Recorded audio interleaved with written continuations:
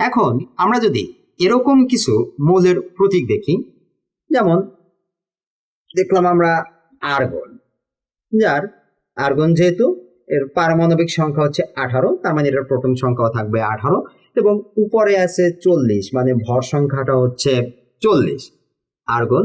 এরপর আমরা দেখলাম পটাশিয়াম, পটাশিয়াম যার পারমাণবিক সংখ্যা বা প্রোটন সংখ্যাটা হচ্ছে 19 এবং এরও ভর সংখ্যাটা হচ্ছে 40।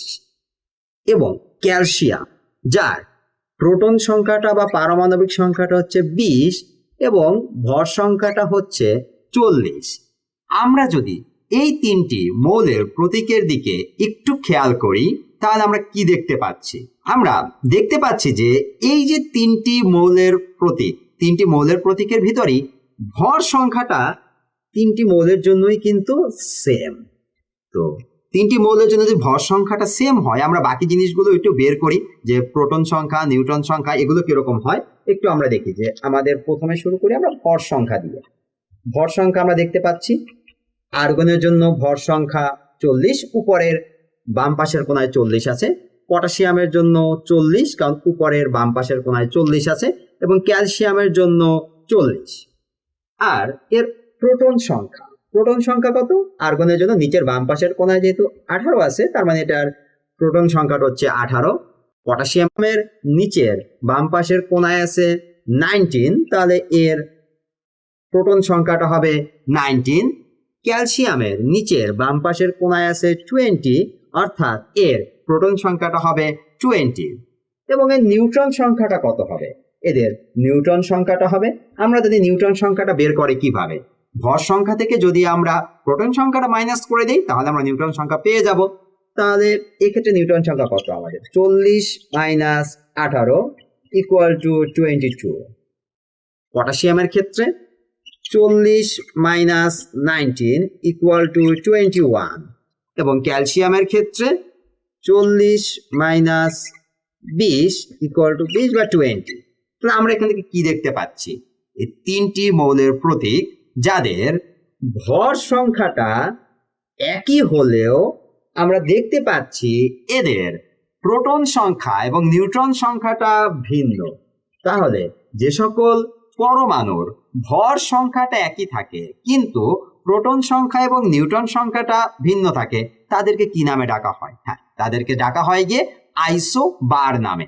তাহলে আমরা এদেরকে পরস্পরের বলতে পারবো আইসোবার, যাদের ভর সংখ্যাটা একই হলেও প্রোটন সংখ্যা এবং নিউট্রন সংখ্যাটা ভিন্ন। তো এটা আমরা বুঝতে পারবো কিভাবে? আমাদের যে সকল পরমাণুতে আমরা দেখব উপরের এই যে বাম পাশের কোণায় সেম নাম্বার আসবে তাদেরকে আমরা পরস্পরের আইসোবার বলতে পারবো। আরেকটু উদাহরণ দেখি আমরা।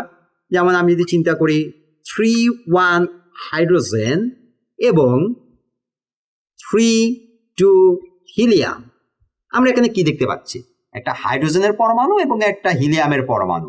এই হাইড্রোজেন পরমাণুর ক্ষেত্রে আমাদের ভর সংখ্যা আমরা কত পাচ্ছি? হাইড্রোজেন পরমাণুর ক্ষেত্রেও ভর সংখ্যাটা 3 এবং হিলিয়াম পরমাণুরও ভর সংখ্যাটা 3। এক্ষেত্রে আমাদের প্রোটন সংখ্যাটা কত? প্রোটন সংখ্যা এর ক্ষেত্রে 1 এবং এর ক্ষেত্রে হচ্ছে 2, যেহেতু নিচের বাম পাশের কোণায় 1 এবং 2 আছে। এবং নিউট্রন সংখ্যাটা হবে কত? নিউট্রন সংখ্যাটা হচ্ছে 3 মাইনাস 1 ইকুয়াল টু 2, কার জন্য? হাইড্রোজেনের জন্য। এবং হিলিয়ামের জন্য 3 মাইনাস 2 ইকুয়াল টু 1। এখানেও আমরা দেখতে পাচ্ছি ভর সংখ্যাটা সেম আছে কিন্তু প্রোটন সংখ্যা এবং নিউট্রন সংখ্যাটা ভিন্ন। তাহলে আমরা এদেরকে পরস্পরের আইসোবার বলবো। মনে রাখবো কিভাবে বা দেখে আমরা চিনবো কিভাবে? এই যে উপরের যে বাম পাশের কোণায় যে নাম্বারগুলো আছে এই নাম্বারগুলো সেম হলে এরা পরস্পরের আইসোবার হবে। যেমন একইভাবে আমি যদি কার্বন 14,6 এবং নাইট্রোজেন 14,7, আমরা যদি এই দুইটা জিনিসও খেয়াল করি একইভাবে দেখতে পাচ্ছি।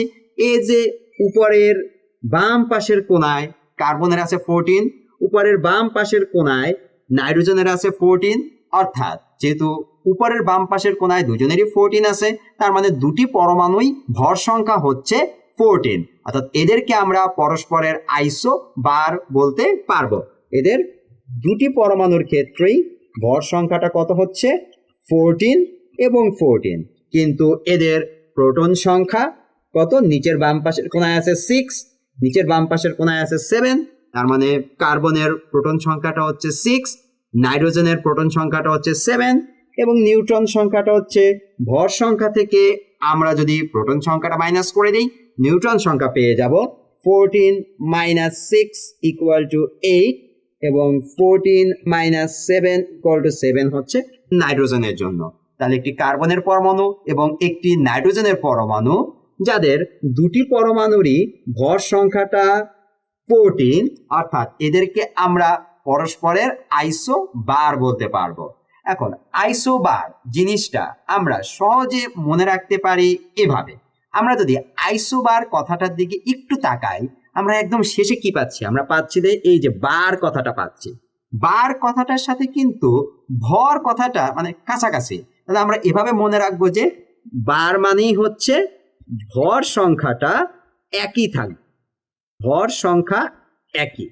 তাহলে আমাদের আইসোবার জিনিসটা কি হলো, একই ভর সংখ্যা কিন্তু ভিন্ন প্রোটন সংখ্যা এবং নিউট্রন সংখ্যা বিশিষ্ট পরমাণুগুলোকে পরস্পরের আমরা আইসো বার বলবো। যেহেতু এদের প্রোটন সংখ্যাটা ভিন্ন তার মানে এক্ষেত্রে মৌলগুলো আলাদা আলাদা হবে। যেমন এখানে আর্গন, পটাশিয়াম, ক্যালসিয়াম আলাদা আলাদা মৌল, এখানে হাইড্রোজেন এবং হিলিয়াম আলাদা মৌল, এখানে কার্বন এবং নাইট্রোজেন আলাদা মৌল হবে আইসোবারের ক্ষেত্রে।